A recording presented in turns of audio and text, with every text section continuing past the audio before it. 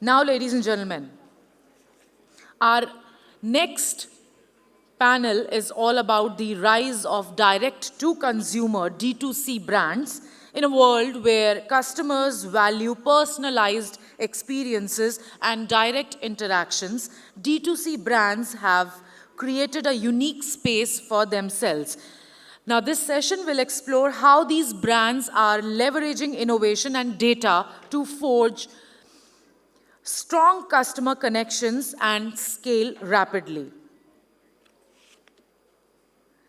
Let me introduce you all to the panel. Our moderator for the session is Dr. Hitesh Bhatt. Sir is the Director, Marketing and Communications, Retailers Association of India, Editorial Director, Storai Magazine. Our speakers for the session are Ms. Aanchal Saini, CEO, Flyrobe, Mr. Aditya Khanna, Co-founder, Assembly, Mr. Anchit Kapil, founder, Crepdog Crew, Mr. Harminder Ari, Regional Vice President, Sales, Clever Tap, Mr. Mohit Goyal, co-founder, Swiss Beauty, Mr. Pankaj Vermani, founder and CEO, Clovia, Satya Narayanan Vijay Raghavan, the founder and Chief Executive Officer, Casa Retail AI, Sifat Khurana, co-founder, Innovist.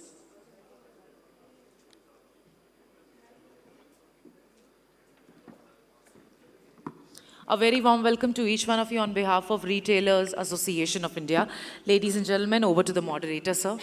Thank you. Good afternoon, everyone.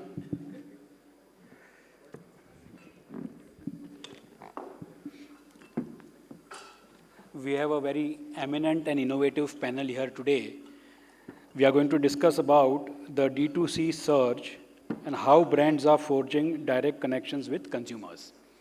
At the onset, I would request our panelists to give a short introduction about themselves, what they do, so that all of you can have a better idea and relate to the deliberations that are going to happen. We can start with Aanchal, and then we can take it ahead from there. I am Aanchal Saini. I run a brand called Flyrobe. We are India's largest fashion rental company. So basically, we rent anything and everything that you wear to a wedding as a wedding guest or as a bride or a groom. We've got about 20 plus stores pan-India, and we service online as well. So the idea is outfit on rent, memories permanent. Thanks. Yeah, hi, I'm Aditya. I'm one of the co-founders of a brand called Assembly. We're a D2C brand in the luggage and travel goods space. Started 5 years back. Focus is to build thoughtfully designed products for frequent travelers. When we started, we felt that luggage several years back was more looked at as a utilitarian product. But over the last few years, because the frequency of travel has gone up and a lot of younger people are traveling, we sense that there is more. It's looking at it's being looked at from the lens of a lifestyle product and primarily online, both web store and marketplaces, and now trying to seed some presence offline as well. Great to be here.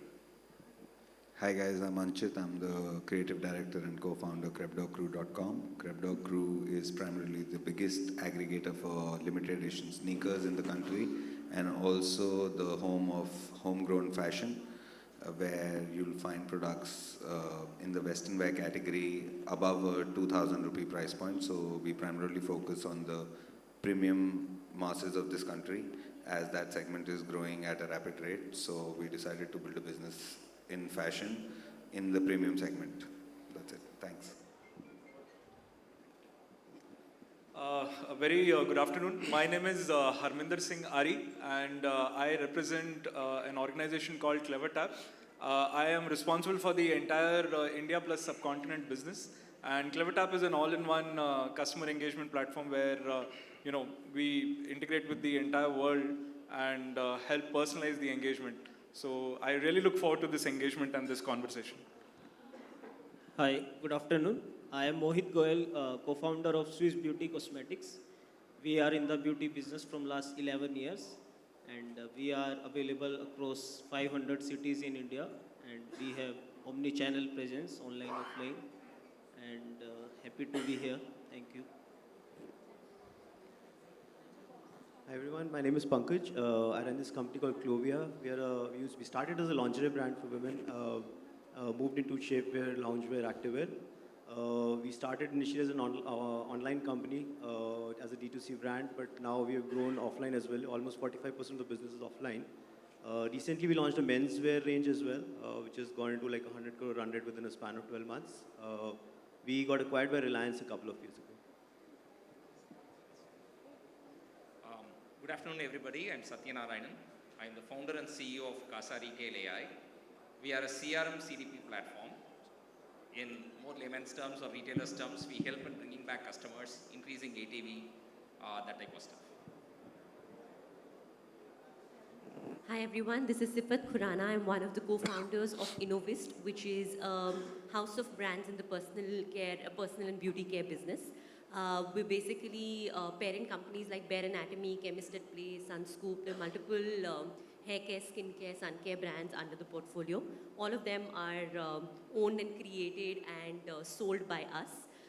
The core of Innovist is within the name. We look at Innovist as innovation and scientist and artist as an amalgamation, and that's what Innovist stands for.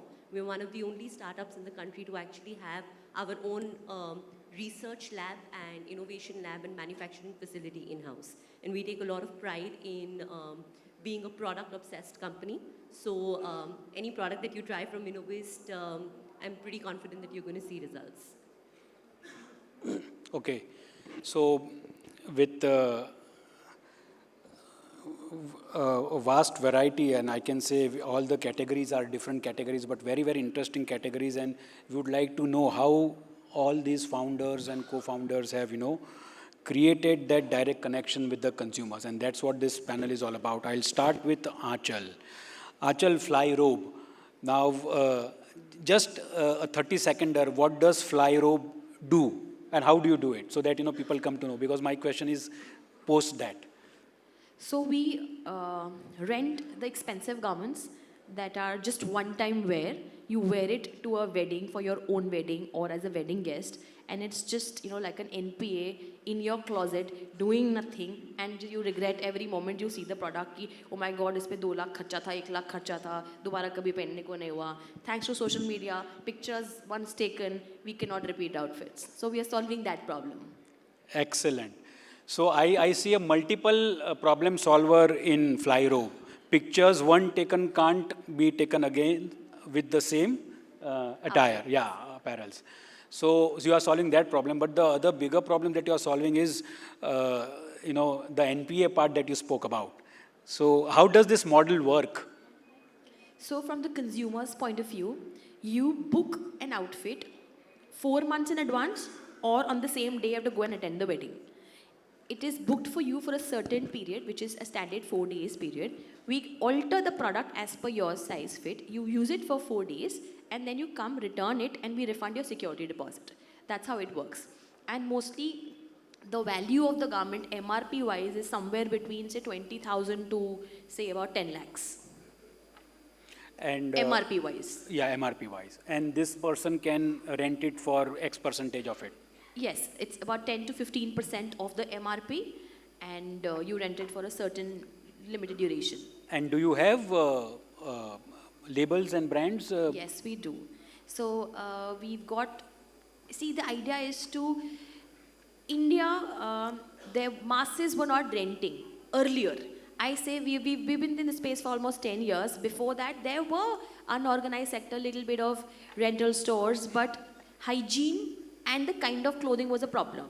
Today, I want to wear what Alia Bhatt is wearing, the latest trends. And that's how we've solved it. We've got designers, and we've obviously worked on that hygiene process phenomenally pretty in deep, right? So we've got brands like Sabyasachi, Shantanu, Nikhil, you name it and we have it. Just imagine 10% you are getting a Sabyasachi. In what I mean is, see, it's accessible now because these models have come up. And because we want to see how do you connect with the consumers in this, Aanchal, what's your predominantly the major go-to market strategy? So, I'm talking about a decade journey of changing consumer habits. When we started it, did the consumer need the product? Sure, yes. Did they know that they needed it? No, probably no. They were spending that much money, that was a pain point, but there was no solution कि शादी है तो इतना तो पैसा खर्च होगा ही होगा कपड़ों में. That was a mindset. So for us, first half of the decade was too much spend. Like if I talk about numbers, Flyrobe has spent about close to 50 crores just in branding and getting the point across that rental is cool. And how we've done it, we've used the social media platform, the influencers and celebrities to the max. Like we've partnered with more than 1,000 plus celebrities, influencers. Now today, when Sonam Kapoor talks on Karan Johar's show that हम पागल थोड़ी जितने महंगे कपड़े खरीदेंगे, all our clothes are borrowed. When Sara Ali Khan is wearing borrowed fashion, when Alia Bhatt is talking about sustainability, it does impact. So I think our user has changed over last decade. Earlier it was basically the aspirational class. I would say, okay, fine, I'm renting because of financial reasons alone. Today it's the Gen Zs. These guys will go spend 50,000 rupees in a bar, restaurant, club, but buying and keeping an asset which is not, they don't repeat it, is painful for them. So that's how our consumer has changed, and so is our strategy to go to consumers. It's completely digital now, and it's mostly, I think the top one is Instagram for us at the moment. That is what is working currently. Thanks Achal for that. With this, I would like to go to now Aditya. And Assembly is a good name, but you are in the luggage business. What's your value proposition, Aditya? So, a few years back when we started, we felt that when frequency of customers traveling is going up, the aesthetics of the product is becoming really important. That how is it seen?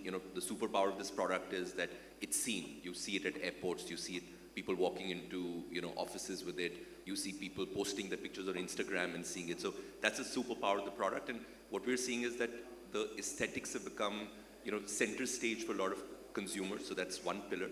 I think the other pillar is that when somebody's traveling frequently, they become more discerning and more deliberated about design choices. Like suddenly it becomes important, how is it compartmentalized?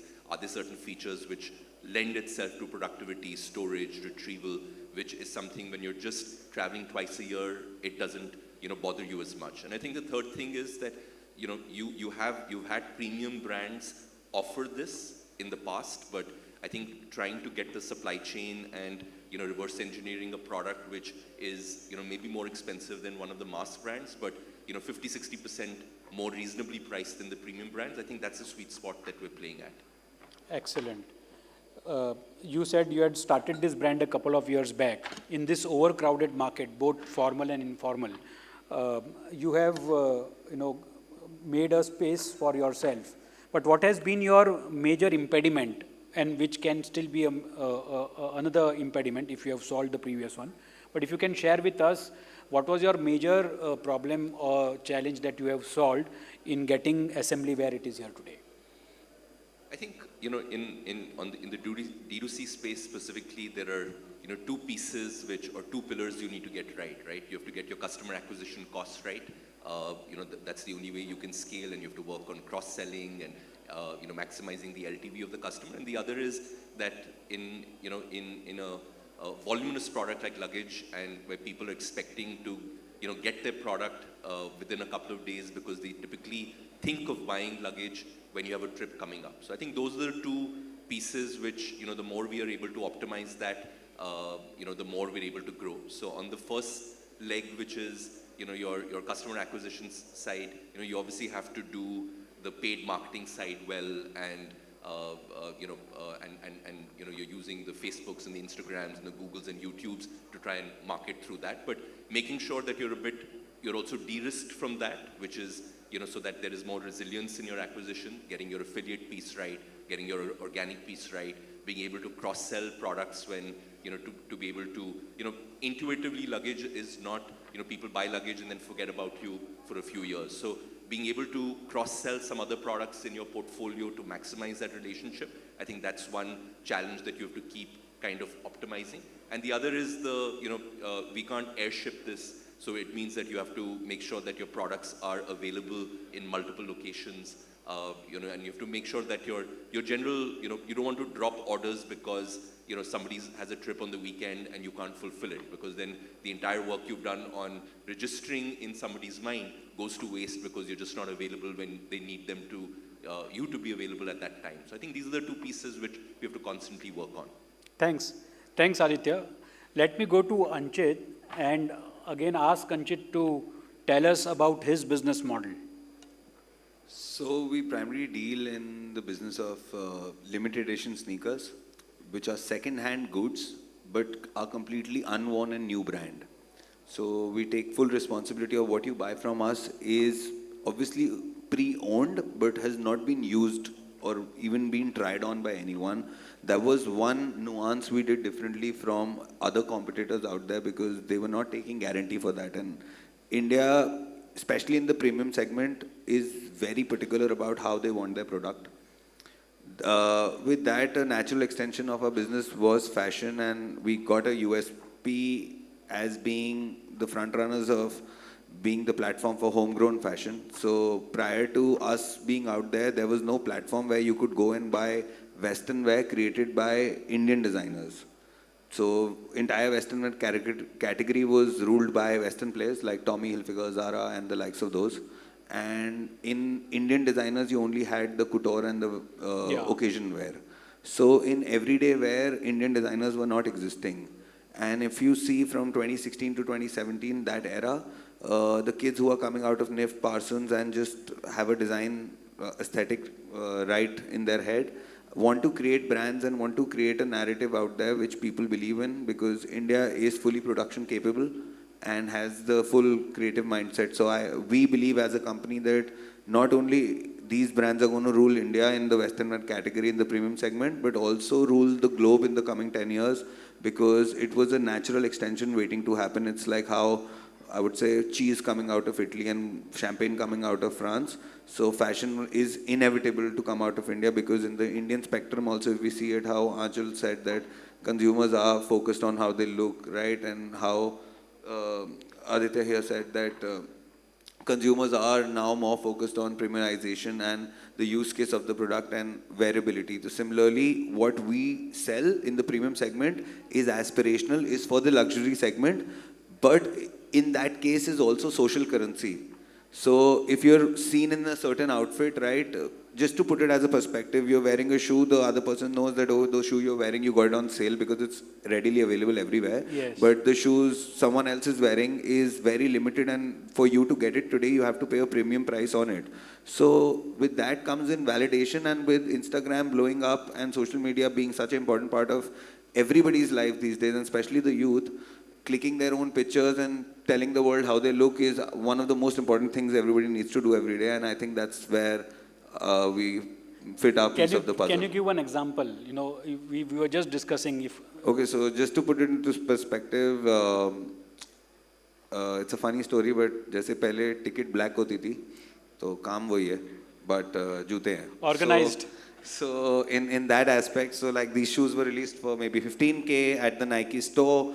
Some kid stood in the line, there were 100 pieces, there were 500 kids standing outside the line. One of the kids who got it came and sold it to us for 36K, because the market was at 40K that time, so 4K is our brand's margin to sell the shoe. And I picked it up for myself, obviously being part of the team, I got for 36. Any of you will get it for 40. But today the shoe is anywhere for 65, 70K. So they are like stocks, they keep appraising, and because of having a very limited nature and no re-releases coming in, they are like gold. They don't depreciate, they only appreciate because of a limited nature. So to put it in easier terms, what we sell is wearable art. Wow. Black becomes wearable art when it goes to this platform. Huh? So if you see, that's what the bigger companies these days, if everybody's reading the newspaper, is doing with the ticketing business also. You are right. Because how scalable is this business? So when we started, the family said कि serious हो जाओ life में. आज triple figure crores में company पहुंच चुकी है, so we are raising our big Series A round in the coming months. And I personally feel, जैसे इंडिया में बोला जाता है, India is one of the culturally richest country. So creation is bound to happen. That's what we are tapping on. and India is the land of the riches where people have a lot of money. And now, I say our ancestors saved a lot of money in every family, and now the new generation is not going to save everything. They're going to blow everything out of proportion, and that's where we want to take their money and actually make something out of it. Good. Before I come to Harminder and Satya, it will be, I'll talk to them at the in the last of the speakers. I'm going to ask Mohit about Swiss Beauty and how have you reached, because you are a decade-old brand. But Mohit, आपने ये इतनी cities और omni channel, how did you reach out? कैसे किया ये? Sure. We started as offline brand only. When we started 11 years ago, तब जो आज के consumers हैं, जो social media से इतना decisions लेते हैं, उस time पर there was no such thing. तो जब जो key होता था, that was distribution. तो we expanded our footprints in 10,000 retail outlets, like in starting 3-4 years only. And now we are present in 25,000 retail outlets. So that is the key. In fact, आज भी market is sitting at 70% is business is still offline for beauty and personal care. So although new age brand are focusing more on online space D2C, but our core focus is still on offline because that is very huge market. That is real India. Although I am saying the growth which we are seeing on D2C and e-commerce is huge. Like Swiss Beauty is already among top 5 brand in online space, but still offline is very, very big market. So when you say that 70% of your business comes offline, and you are also... Our business 60% is from offline, but market is sitting at 70%. Market is 70%, yours is 60%. Yeah. But फिर भी you are in the top 5 online sellers in beauty space. Yes, we are. Because 40% is still from online and we are among top 5. The reason for this is most of the brands are bigger in online space and we are biggest in offline space. And so again, the same question, what would be your USP? How did you get these customers, So our key USP is innovation. Beauty as a segment, एक ऐसा segment है where every 2-3 months, 6 months there is a new trend, new colors, fashion changes very fast. So we keep our eyes on changing fashion trends, and we have solved our supply chain to launch any product within 3 to 4 months after we get an idea. So this has been a key for our success as of now, and other than this, along with innovation, we are giving premium quality products without burning hole in customers' pocket. Like we are not very expensive, but we are giving value to the customers, and we are not spending lot on marketing because word of mouth has played really well for us. Thank you, Mohit. Let me go to Pankaj and ask him. Pankaj, you started as a D2C, a digital first brand. And now 45% of your business is offline. Now this is a tremendous transformation, It's almost शुरू की online से और 50% भी business मेरा offline हो गया है. So how has this transformation happened? See, the thesis was very simple all along. When somebody used to tell me that, are you an online brand? So, my biggest question to them was that, are you a brand or are you a channel? I think that's one thing that you have to, clarify yourself. So we were always very sure that we'll be a brand, and the true karma of a brand is to be wherever the customer is there and is looking for something to consume, right? So for us, online was the best way to start because internet is the biggest democracy in the world, right? And what does democracy give you? Democracy gives you an equal opportunity for all. So for somebody like us, where the big guys were already at 125,000 touch points, selling through 1,000 distributors, the only way for us to actually cut through the ecosystem was to find a way where I could connect with the customer directly. So online was a no-brainer for us to start, right? So once we got the critical mass, our thesis was that we will have enough data. My business is a very complex business of 40 sizes for a single, for one bra, there will be around 40 sizes, right? So it's the most complex apparel business that can ever be there, right? So it's not a very simple business to be in. The men will not appreciate, and usually the majority of people I talk to are men, so it's very difficult to explain to them. Women are usually nodding very profusely. There were like guys are just confused. But it's a very complex business to be in. And our thesis was that, and in India is also not one country, huh? It changes, right? Yeah. Every 100 kilometers. So Yes. as you go towards north, the sizes will become heavier. It will become petite in certain directions. So how do you cut through the ecosystem and create a business? So we thought data is going to be the key, and internet would be the best way to find that data. We are still building the data, frankly. So right now we wanted to reach to our mission 50 million is to reach 50 million women. We are hardly getting to 20% of that, which is still in itself a very big number, right? So by the time this event, this conversation would have happened, I would have sold around 2,500 pieces, right? So Wow. that's the volume that we guys are currently operating on. Every 1.5 seconds, we're selling a piece. And every piece we sell is data that we consolidate, and that data we utilize to go back and see how can I service this offline industry better as well. Because going by what my distributor is telling me, retailer is telling me is the most difficult thing to do in this business, because you do not get to talk to the end customer. So my D2C becomes a front to understand and test the product, and that we utilize to kind of, decide which products can actually go national on an offline scenario where I cannot touch base with the customer. And still you have captured this big a market. You said that, there are 40 sizes of a single bra. How do you manage your product innovation? And then I'll come to the supply chain. If you can answer together, that would be nice, succinctly. So for us, it was very simple. We said that what is our thesis, right? So Clovia stands for happiness. Happy is my superpower, is a punchline. Anything that we do, and there's a very thin line, right? You can be sexy, but are you sleazy or not? So we threaded that line. It took us 2 years to actually soul search and understand who we are, right? And we said our thesis is that we want to deliver joy to people, right? Life of women is not easy, even if in a boardroom you have to raise your hand and make your presence felt. It's not simple. Whatever we might feel that, it's all equality and stuff, it's very difficult. It's not easy still. So we said in the morning, if our brand can help prepare you for whatever's coming through the day and let you fight your battles, our job will be done. So our thesis of a brand was very simple, that we are going to be delivering happiness, joy, and confidence to the people. Confidence is I don't know, that's not the right word, but happiness and joy for you to be ready. There is enough confidence you have in yourself, there is nothing I can contribute to your joy, right? So for us, we wanted to be, and to give that joy, we had to be solution focused. So we focus only on solutions, right? I'll give a very small example, right? So in houses where there's still joint families, a woman stays with her in-laws, right? She cannot go braless in the house, right? Because in the evening when she wants to relax, it's not very simple, because the father-in-law will be there. So we created this nightgown which had frills in the front, so that you would not have those discomforts. Those are the kind of levels that we are going to, of what is it that is creating discomfort to my customer and how can I help solve that. Of course, I'm saying all this as the mouthpiece of the company, right? My wife is my co-founder, rather, the founder, and both of us, so all these theses is hers, and I'm just a mouthpiece for those theses, and that helps, right, to build a brand with a woman, right? So in this category. So that is one part. And what we did at the back end to solve the supply chain thing is that we built a technology engine ourselves. And for the first 100 crores, we did not have a single planner in the company.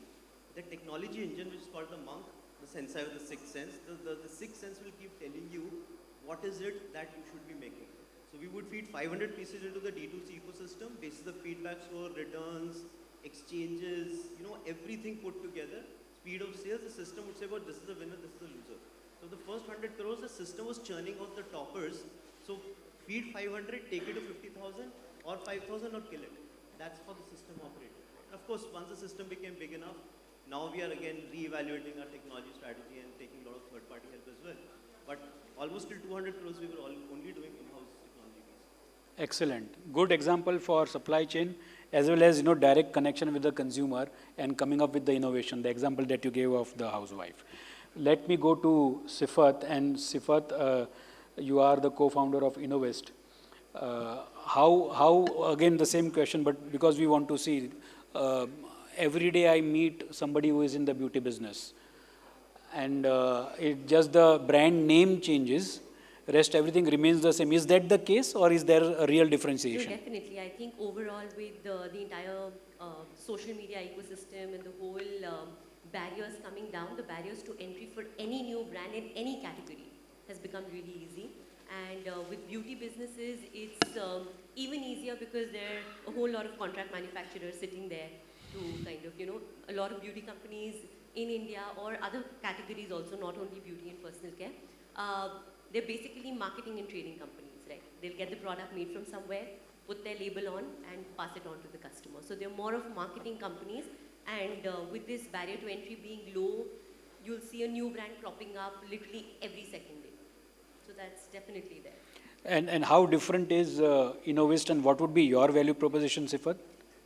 I think, as I mentioned earlier also, our entire focus is a lot on the product, and we're more of a product company than a marketing company. Okay. We're a vertically integrated startup where we start from research in-house and manufacturing in-house, and then kind of launch the product, right? One of my co-founders, we have 3 co-founders, one of them is actually a scientist. So he's literally the brains behind creating every possible formulation, in actually understanding customer needs. We have an entire market research team who will actually go down, speak with customers. That D2C channel gives us that flexibility to understand that what is the gap in the market, what is it that the customer really wants. It's a two-sided conversation. It's not only a product on the shelf, go pick it up if you like it, you don't, you're bad luck. That's not how we function. It's a two-sided conversation. We understand what the customer wants, create a product which is suited to real problems. And that's what kind of differentiates Innovist from all the other brands in the market, that we're not just a contract manufacturer. We manufacture products that you really need, and they will be effective. Okay. Now let me come to Harminder and then Satya. Harminder, see, for a D2C brand, technology is a key enabler. What specific tools or solutions you see for these brands, to ensure that they create the maximum impact and the customer experience? All right. Am I audible? Yes. So, when we speak of, engaging consumers, all right, as rightly put by Pankaj, the world data is growing. I don't know how many of you know, but at this present moment, the global world data size, all right, the digital global world data size is about close to 200 zettabytes. And this is, Hitesh, growing at a rate of about close to 111, 112% on a year-on-year basis. Now just close your eyes and imagine, all the brands that are sitting here on the stage, all right, they want to go and engage their consumers. Now, you want to engage a consumer, say, through a web, through an app, all right, through, multiple social media websites. You want to engage them through, say, multiple EBOs that you might be operating across, or an MBO, say, for example. Or if there is an offline, experience center or a store that they might offer. At any given point in time, a platform like, CleverTap or any customer engagement platform per se will help bring the brand closer to the consumer and vice versa. Point number 1. Point number 2 is, I'll take a clue from what you just said a few minutes back that, Italy is known for producing cheese, and champagne is brought from France.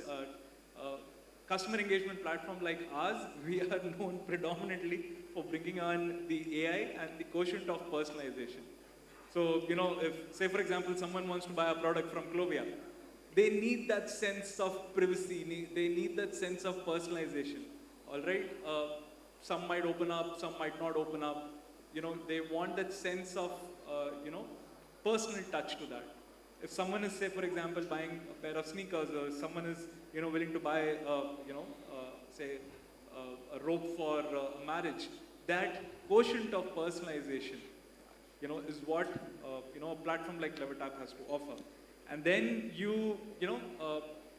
with the providence of AI, with the technology which is growing at a rampant pace at this particular given point in time, any brand, all right, needs that one, overall 360-degree touch.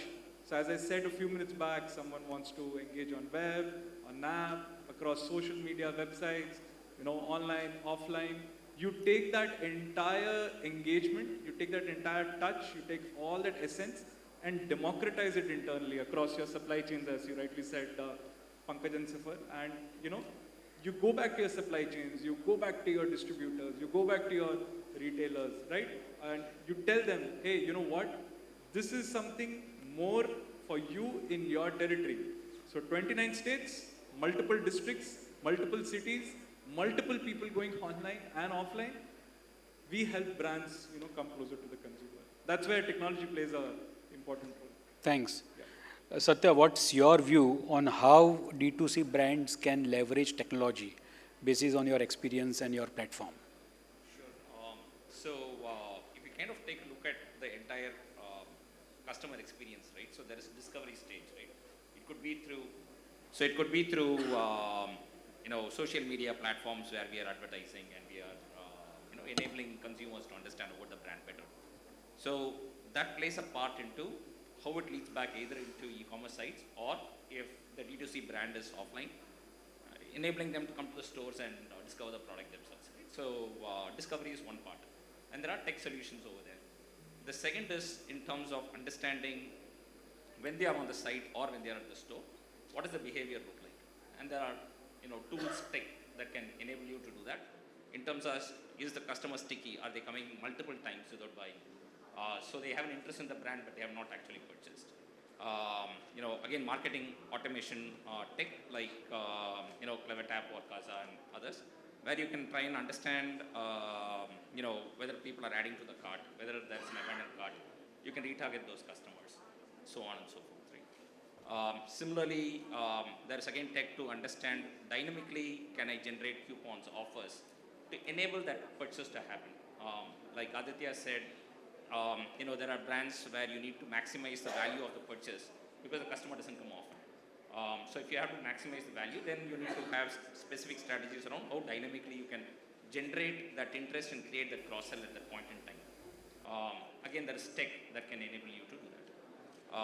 Similarly, purchase and post-purchase engagement with the customers, that is another key aspect. And how do you bring customers back? So those are areas in which you can actually utilize tech from a customer standpoint to kind of engage with them through this entire life cycle.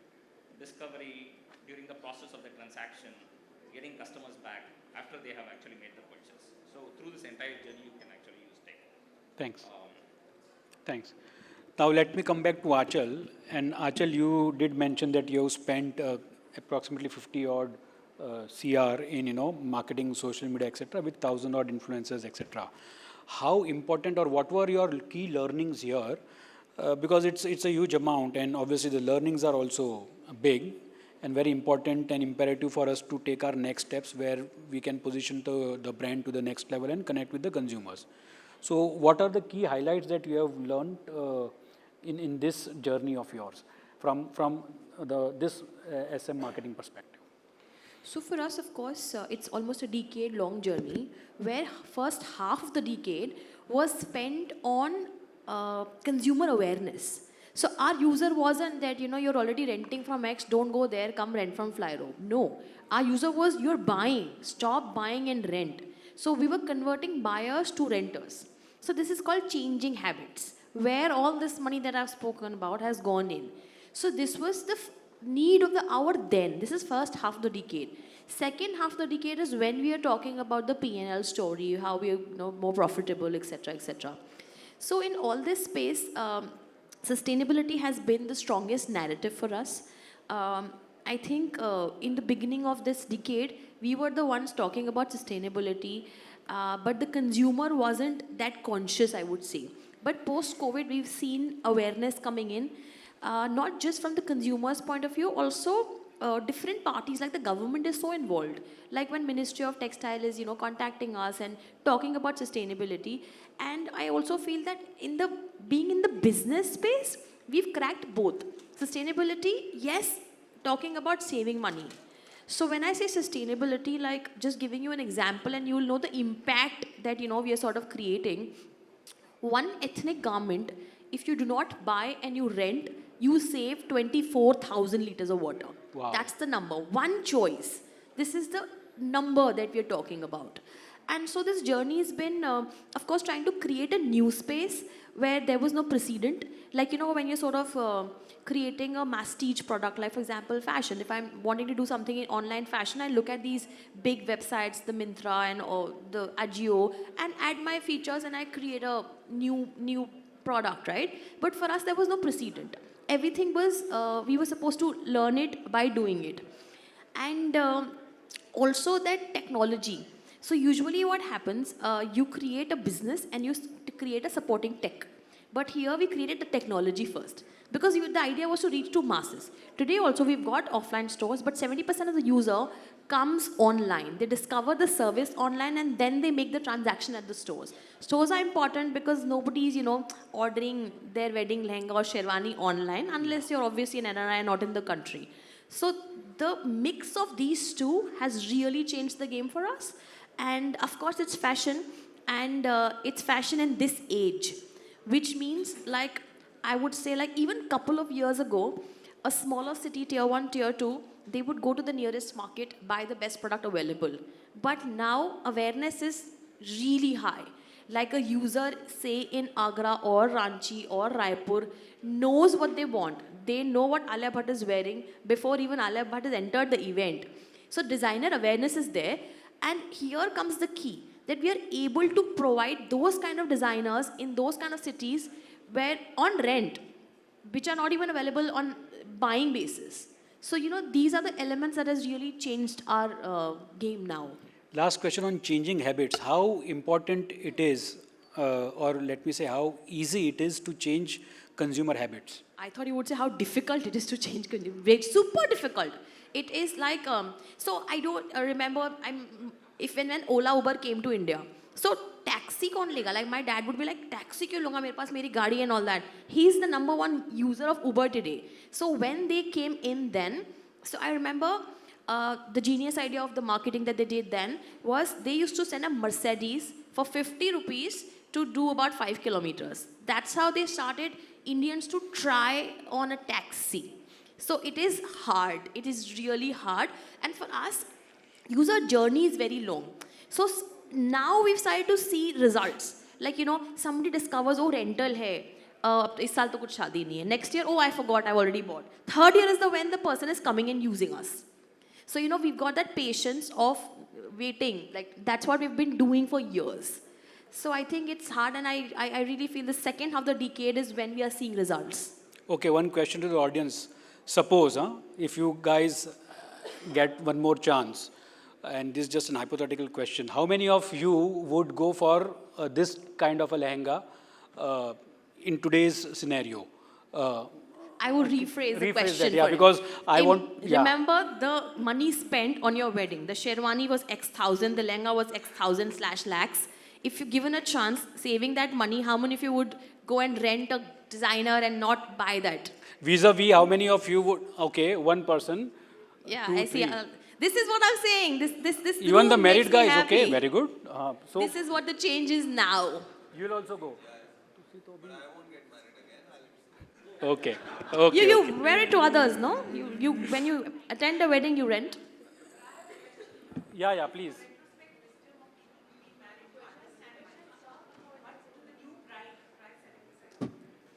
Yeah, of course. So how we define age groups here. So when I say a mother and a daughter enters our store, so the daughter's thinking, I will save this money and go to a better place for honeymoon maybe. And the mom is thinking, okay, fine, let's save this money, put it in FD, put in gold, etc. That's how two mindsets work. And also, agreed, bride and the groom, sure. But now look at the elaborate weddings that we have. When the darling daughter wants the father to wear a yellow Indo-Western for the mehndi, he's the one who's renting too. So I'm a mother of a girl who's going to be married soon. I'm talking from that experience. She's not ready. I want her to rent it out, but she's not. Let's have a conversation after this. A cup of coffee, please. Good. So this is the way the trends are changing. Can I add to that? Please, everyone can. Ma'am, I would like to answer your question.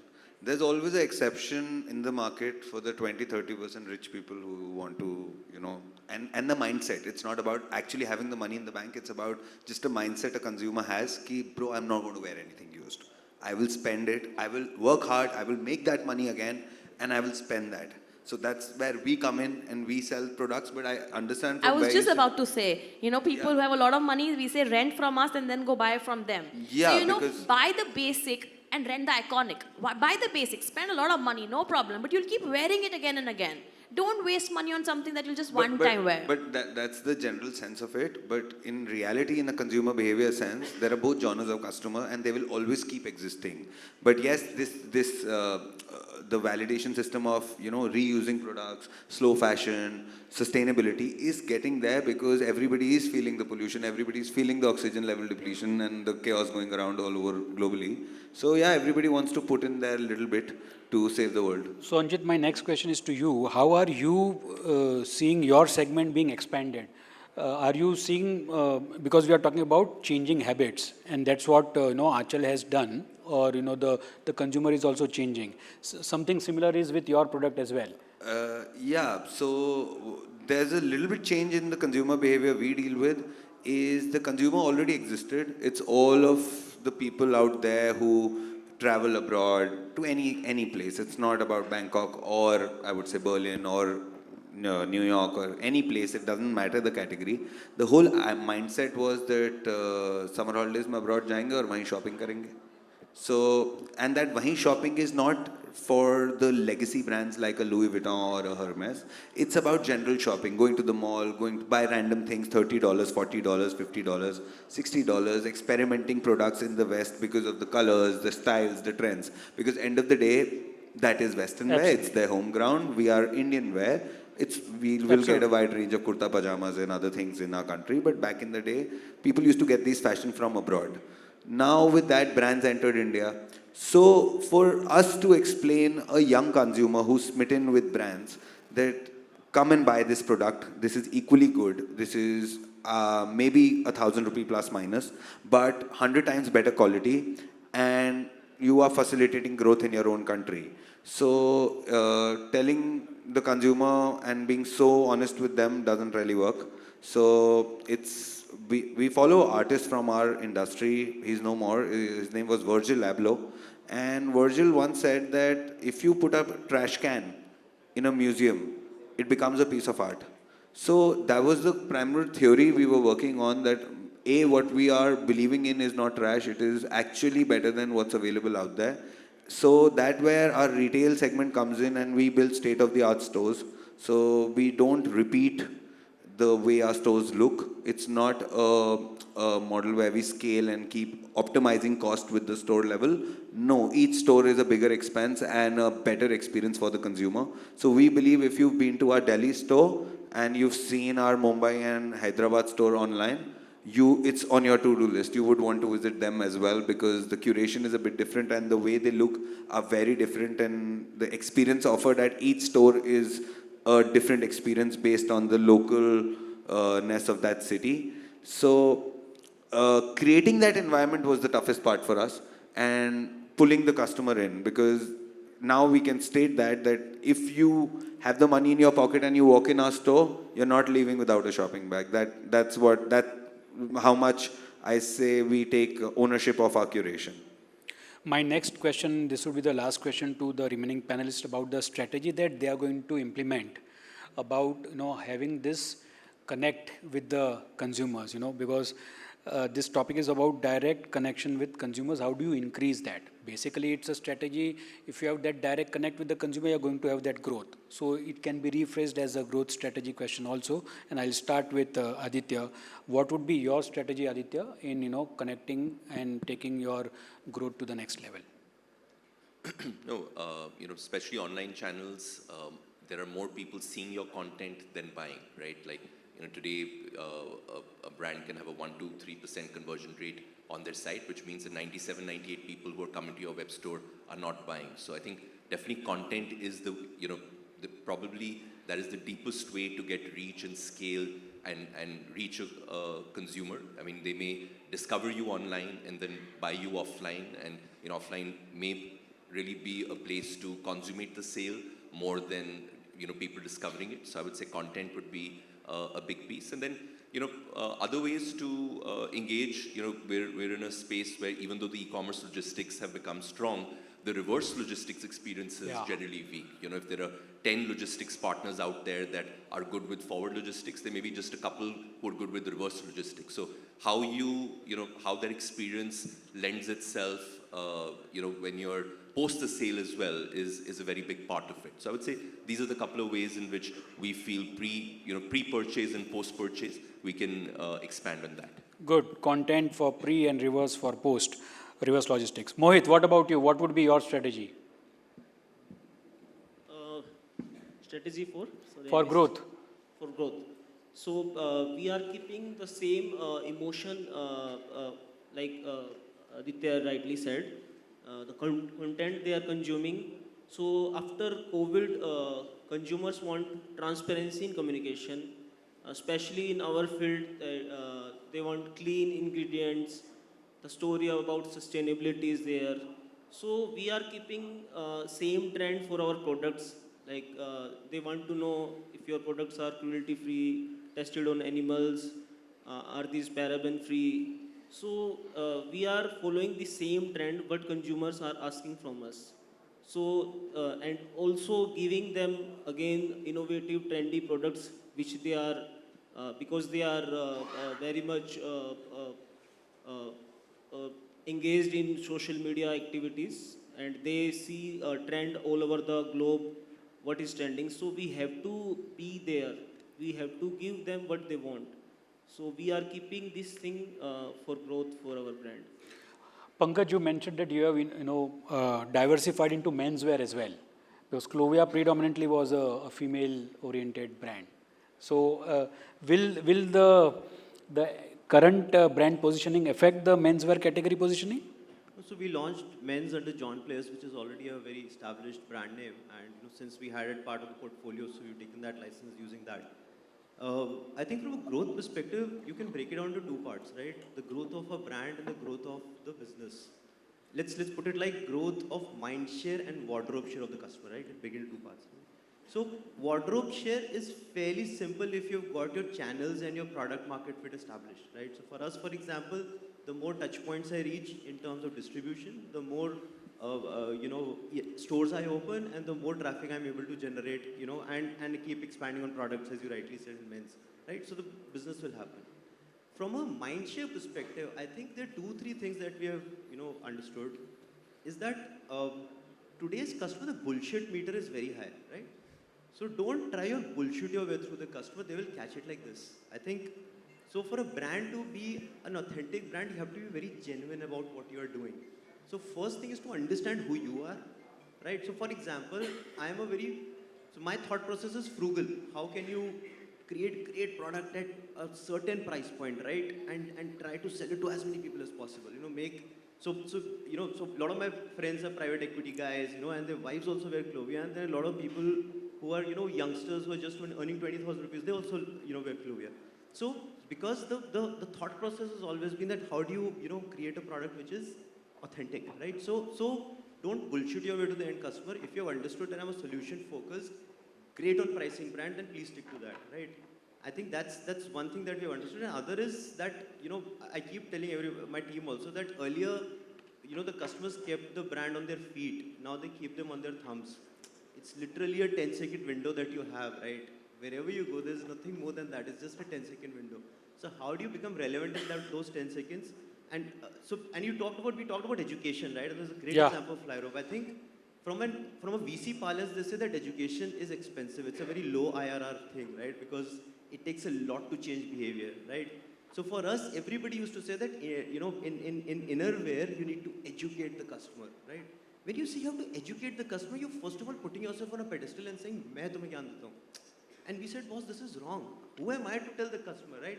I stopped when I was telling about my customer that, we give her confidence. No, Baba, I am nobody to give you confidence. I am a person who can just give you joy. So what we have done is we made everything fun. We said that we stand for fun and joy. So we would talk of things like where we will talk about, and this is one example I always give, that we will talk to people about, saying about a bra that, so the whole video will be about, should be supportive, should not, mummy should not see, and you should not be very expensive to manage. Everybody will think that she's talking about a boyfriend and she, you realize that she's talking about a bra. So that's how we are trying to communicate to the end customer. So we connect to the customer in a very fun way because nobody wants to get educated. Education is something that should happen while you are, having that friendly conversation.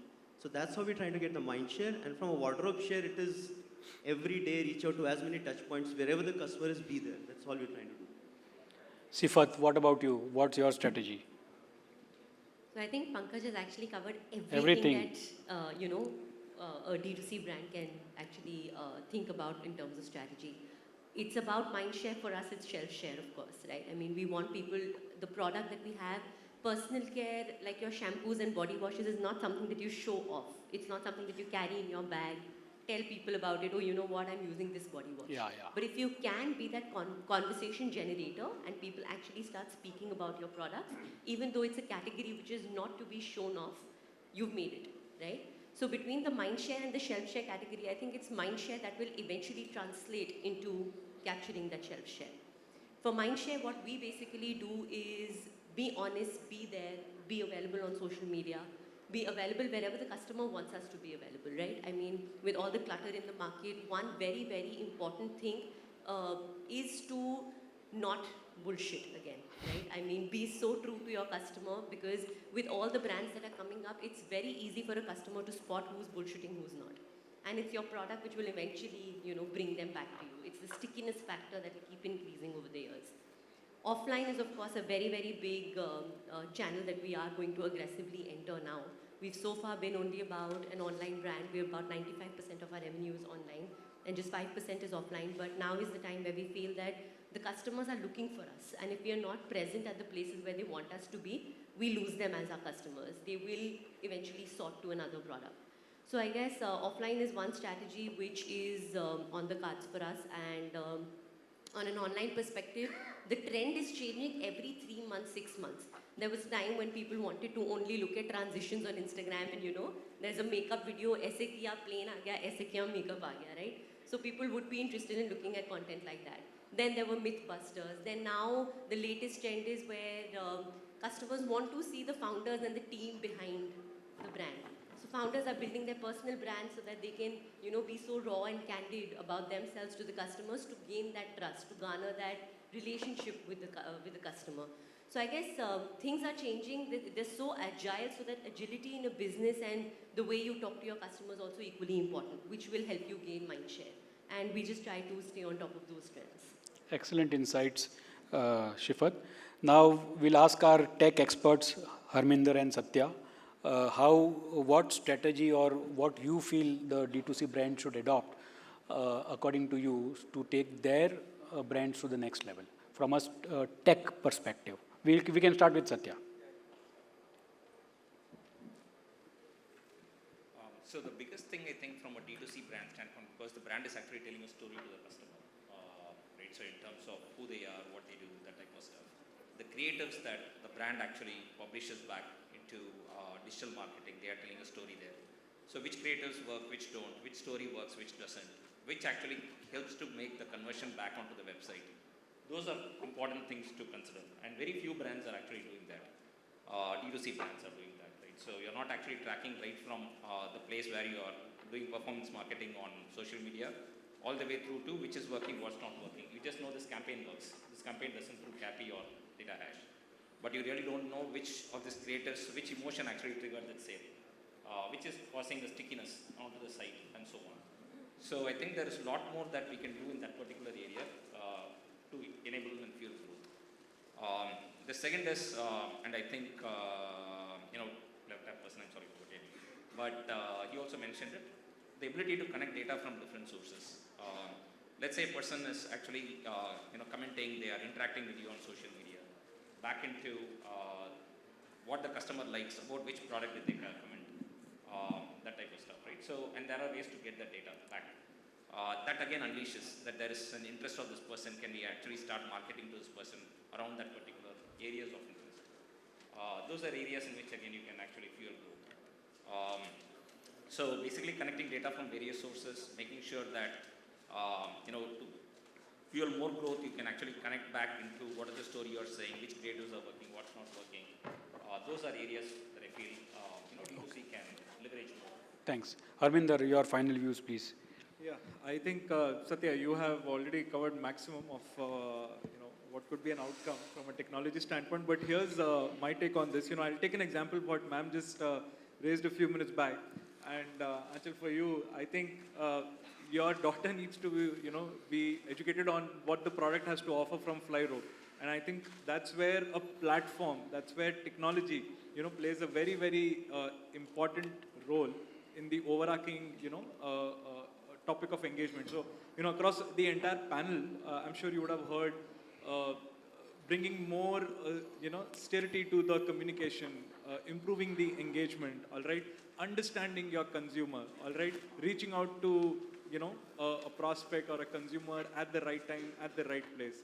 And to complement what Satya just said, you leverage technology and you teach back the technology that, hey, you know what, this is my business. I want this to be orchestrated in a way where my consumer comes closer to my brand and vice versa. I can go closer to the brand and to the consumer.